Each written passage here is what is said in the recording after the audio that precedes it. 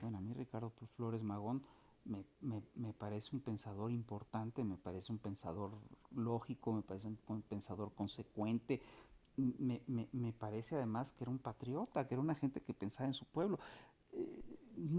Está a años luz de los gobernantes que hemos tenido en los últimos 30 años. Era un ciudadano mucho más inteligente, mucho más respetable, mucho más humanista que todos estos señores, ¿no?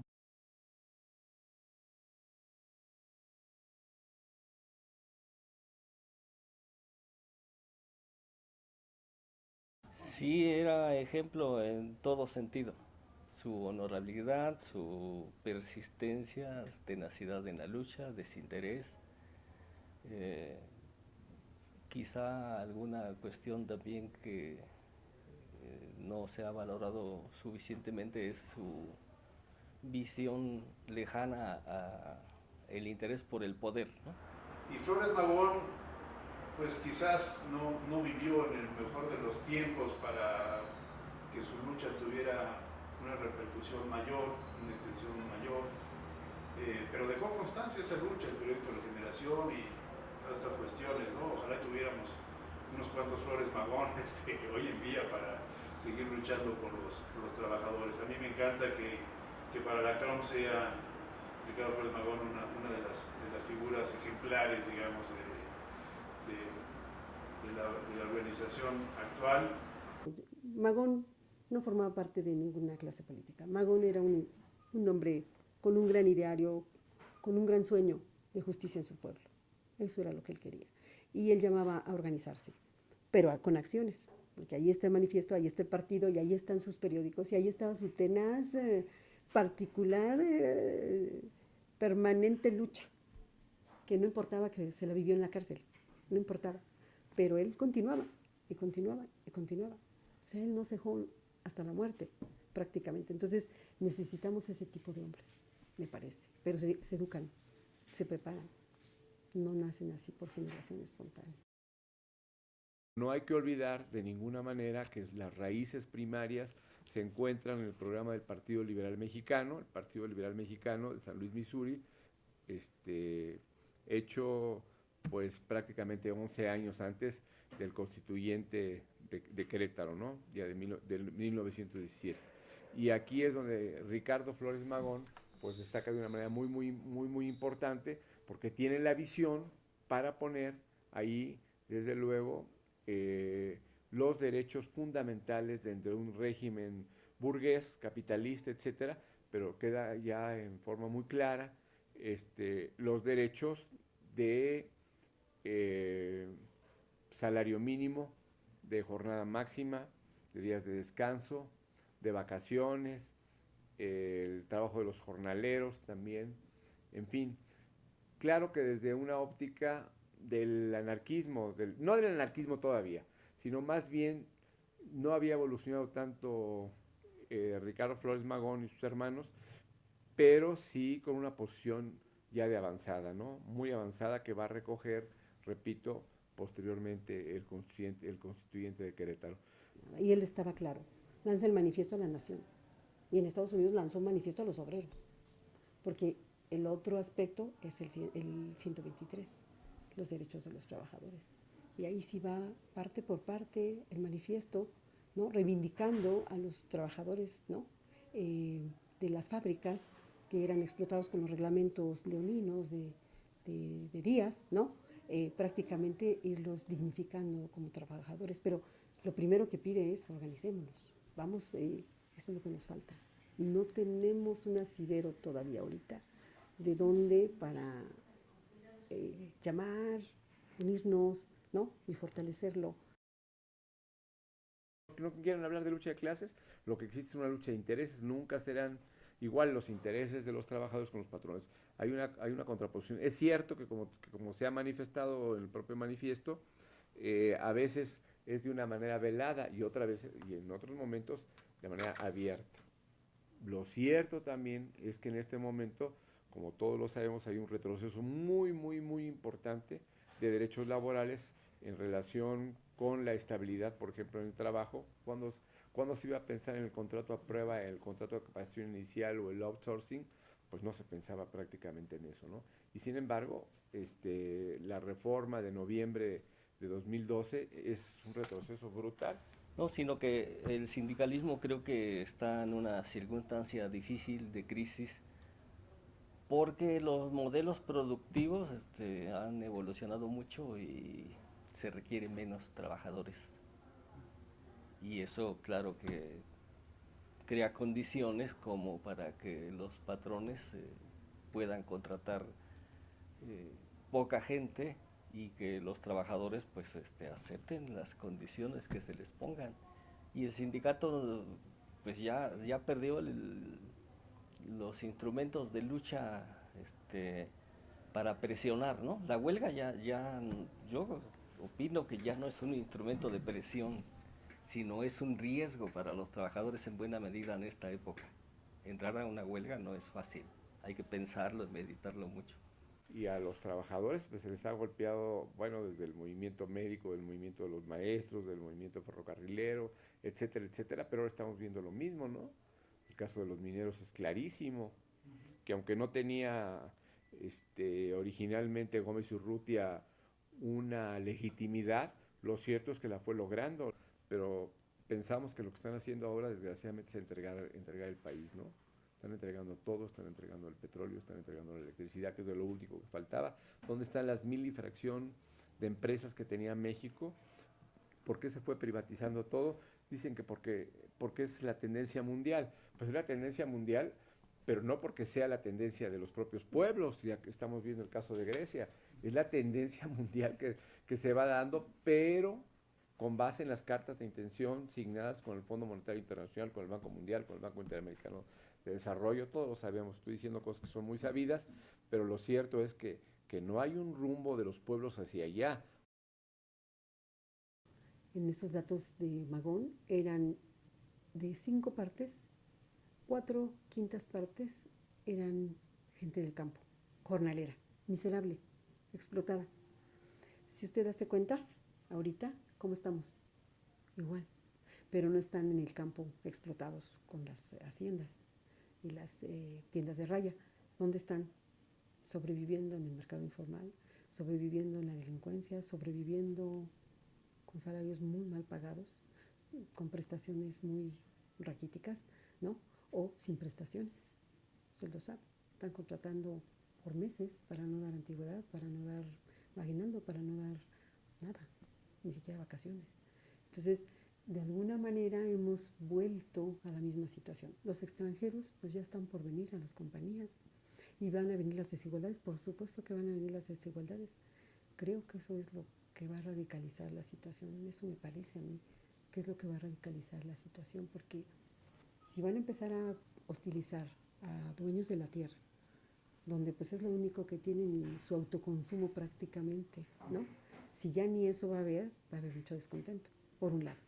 Por otro lado, cuando vengan estas compañías y los mexicanos ven las diferencias de contratación, ahí va a venir una gran, ¿cómo le diré?, conciencia de las desigualdades.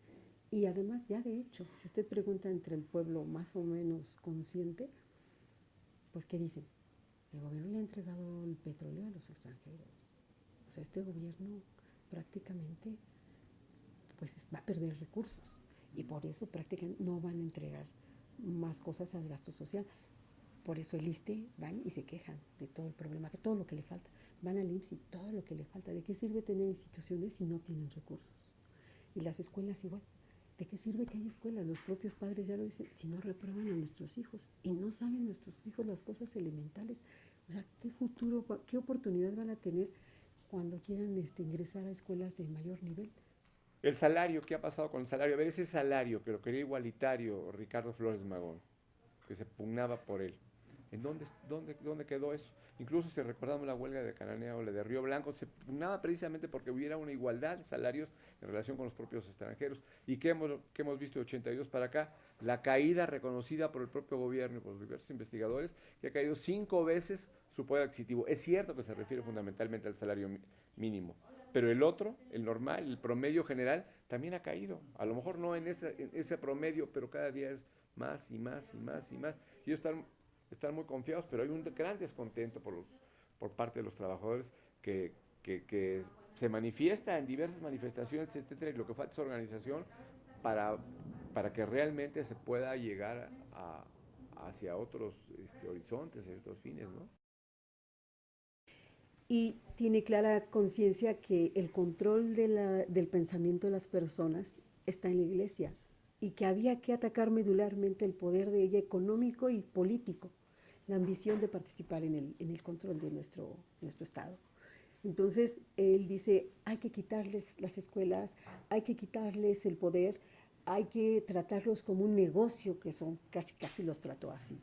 Y justo el ideario de él se refleja en el artículo 130, en el 24, y en el parte del 27, donde se le quitó personalidad jurídica a la iglesia. O sea, él fue muy preciso, y su ideario llegó hasta el constituyente del 17. ¿Por qué? Porque quitarle personalidad, quitarle propiedad, quitarle el voto activo y pasivo a los ministros era prácticamente arrinconarlos, y él decía, hay que castigarlos, porque ellos son los que provocan que nuestra gente esté en la ignorancia y que sean explotados. Junto a ellos, con los jefes políticos y con el gobierno de Díaz, son los que tienen al pueblo explotado. A ellos a los que hay que quitarles este control. Ahora nosotros lo traduciríamos a nuestro tiempo, lo aplicaríamos su pensamiento y diríamos, en este momento a quien hay que quitarle el poder es a los medios masivos de comunicación.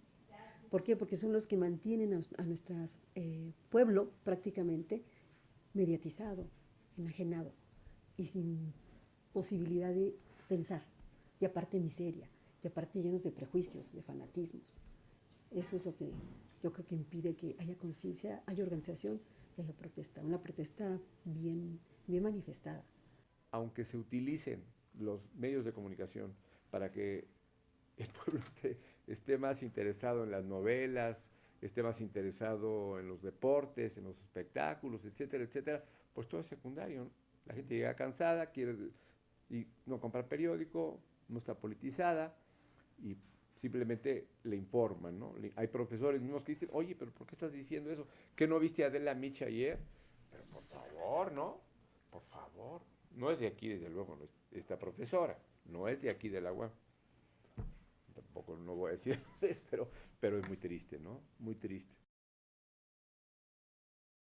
Cada vez hay más pobres, eso es indiscutible. Y como que se está echando a andar una política de contrainsurgencia, ¿no? De atender a los más miserables con algunas dádivas como para evitar su explosividad potencial. Hace muchas cosas.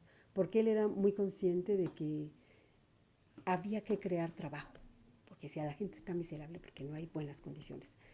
Para empezar, las tierras estaban ociosas como hoy, pero hoy están abandonadas, prácticamente están abandonadas. Él luchó porque se le diera tierras a las personas que no tuvieran. Después Zapata lo hará en el plan de Ayala y después pasará al constituyente. Pero él desde el 1906 lanza el manifiesto y desde ahí ellos son muy claros y dicen, es que lo que pasa es que la tierra está improductiva.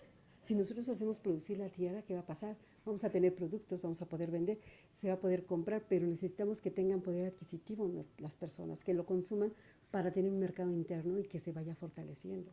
Sin eso, pues no podemos, no solo es los trabajadores, el sindicalismo, sino es el campo.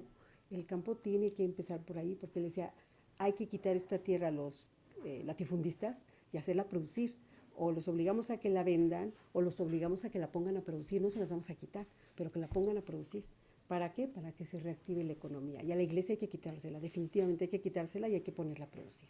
Él sí decía, y hay que quitarle los templos y hay que hacer los edificios públicos, que se les permita, sí, el culto, pero estrictamente el culto, que no sea un negocio, que no sea un factor de poder que ellos tengan. Porque lejos de ayudar su ministerio, lo que hacen es volcarse en contra de nuestro pueblo. ¿Por qué? Porque lo mantienen mediatizado. Y eso, pues, es omisión.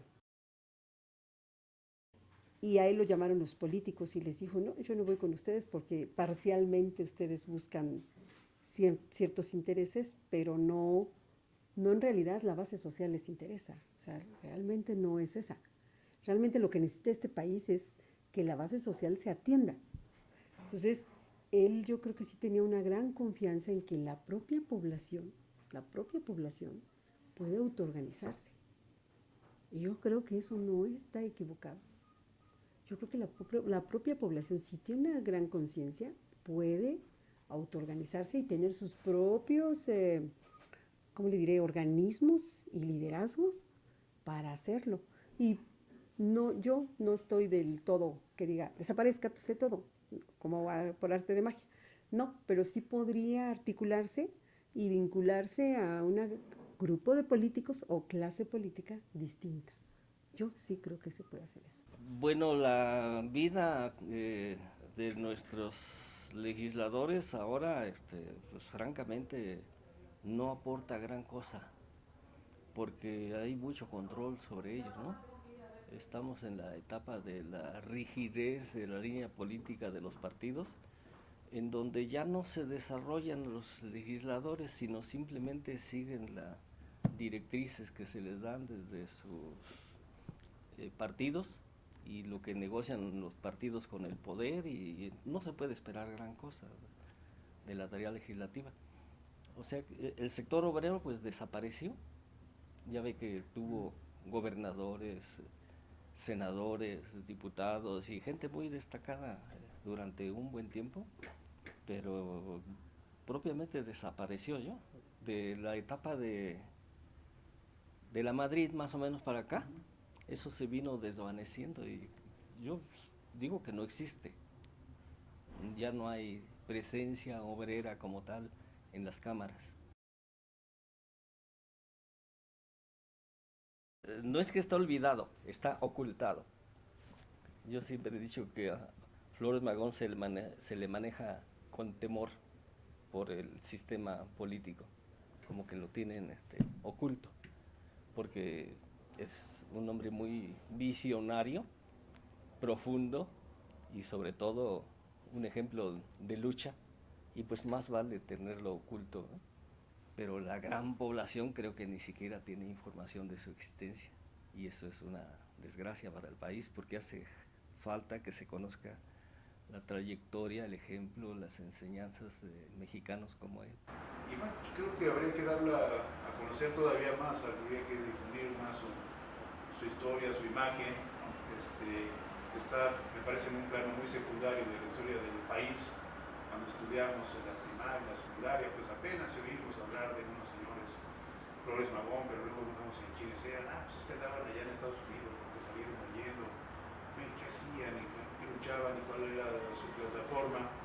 Pues era gente mucho más importante que otros que son bastante bien conocidos y que no valen ni la mitad de lo que valía Ricardo Flores Magón. Y a mí me cuesta mucho trabajo enseñar el derecho del trabajo, enseñar el régimen de las relaciones de producción, pero cuando los alumnos se van dando cuenta y van haciendo comparaciones del original 123, de los ideales de Ricardo Flores Magón, y van viendo cómo va retrocediendo sus derechos, ¿no? Cómo es fácil, cómo el corporativismo realmente los tiene por el registro sindical, por la cláusula de exclusión, por la toma de nota, por ejemplo, de las directivas sindicales, por la calificación de la huelga, ¿no?, etcétera. El 85%, el 90% de todos sabemos que son contratos de protección. ¿Qué tiene que ver con los ideales precisamente del constituyente o de los hermanos Flores Magón, fundamentalmente de Ricardo? No tiene absolutamente nada que ver. Es una desgracia, ¿no? Entonces uno necesita conocer cuando es joven, cuando uno como Magón, ¿no?, tiene muy joven estudiando, se va dando cuenta de la situación, y es un ideario y son sueños, ¿no? Con todo el ímpetu, y nunca lo perdió. Entonces él fue muy claro y dijo, lo que tenemos que hacer es fortalecernos nosotros como países, ¿no?, que tenemos más o menos condiciones iguales para luchar frente a bancos, ¿no?, que nos dan préstamos, y no necesitar de ellos, como autoayudarnos entre nosotros, fortalecernos entre nosotros y no ser eternos deudores de estos bancos, ¿no?